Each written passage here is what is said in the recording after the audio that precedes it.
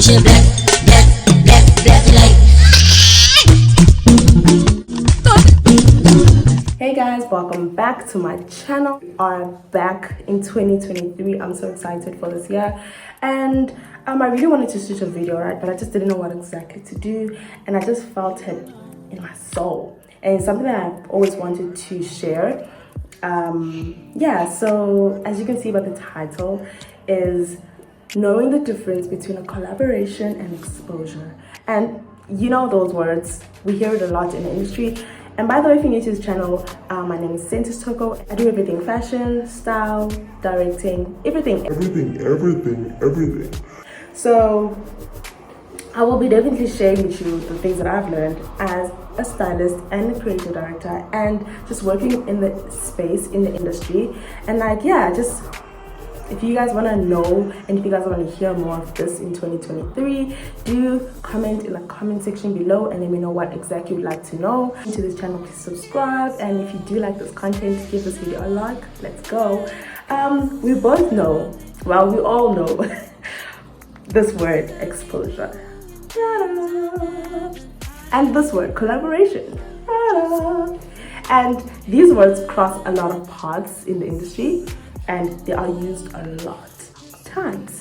Okay, so I'm gonna try and share like examples based on personal experiences as well, and just so that we can be able to be, so we are on the same page. And this is like goes out to like people that really wanna go into the modeling space, the styling space, the photography space, just the industry in general. So this is advice for people who really want to go into it and really don't know how to do it, and are afraid of some of the things that they've heard, or are afraid of how to go about it and how to differentiate between exposure and a collaboration. Because I think that's the most important. Once you know the difference, you actually know how to like maneuver and how to move, who to contact and how to go about it. So collaboration is not a collaboration because that's positive. Collaboration is basically when two or more or collective come together for a project that benefits everyone. So for example, let's say you're a model and you really want to get into modeling, but you don't have pictures, you don't know what to do, you don't have, like, let's say you've discovered now, I want to be a fashion model, I want to be a commercial model, and you just want to create a portfolio for yourself, but you don't have the budget, or you don't have an agent, you just want to do this thing freelance. Cool. And then you meet up with a photographer that also wants to make their portfolio better. They also want to capture some more concepts, some more pictures. They just want to build their portfolio, etc.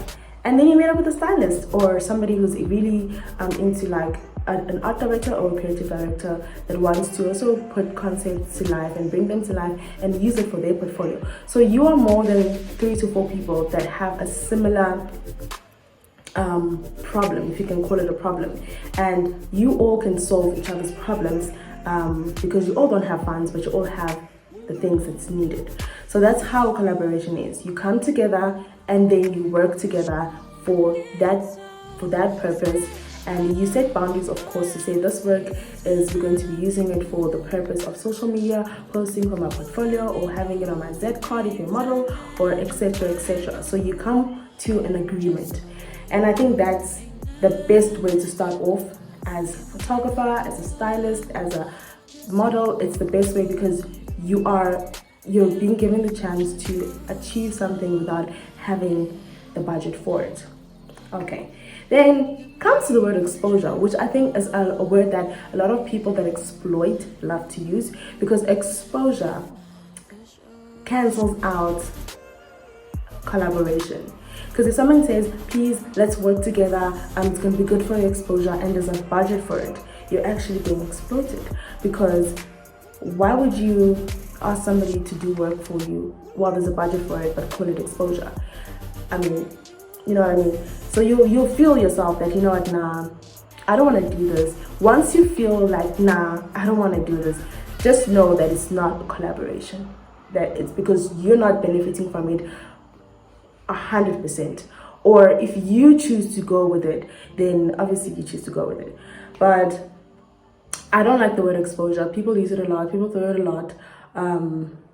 And for me, it's just a very it's a very sour word to use, like, and this is mostly used by big brands or people that actually have a budget, which really doesn't make sense. Because if you see that I'm good enough for your campaign and I'm worthy enough for your money campaign and you're not willing to pay me for my work, then you know what I mean. So I think that once you establish how you want to get your work done and gain that experience, you have a better chance into standing up against people that want to exploit you through exposure. Because then you have a portfolio, you have a body of work, and you can literally say, here's my work, this is my rate. And this is how you start also like to see, okay, this is the type of work that I've done, and if I'm being approached by brands and approached by people that actually have a budget, then you can start doing a little bit of research into how you can charge and tap into ways in which you can learn. Maybe if you can assist someone, or maybe if you can shadow someone and watch them and have somebody that you're admiring from a distance and just like check their social media and maybe check them on Google, how they charge, their website. That's how you can easily gain information to see how you can also similarly build your brand and your portfolio. So yeah, for me, I don't do exposure because that word is very disrespectful to your craft as well as a person. For me personally, someone comes to me and say, I want to do some work, it's going to be good for your exposure. It's like, what do you mean by exposure? Because the fact that I have a portfolio and a work of art out there, it's already exposure, you know what I mean? But yeah, at the end of the day, it's very scary out there, and there are going to be challenges, and there are going to be times when you're just like, I can't believe this, you know?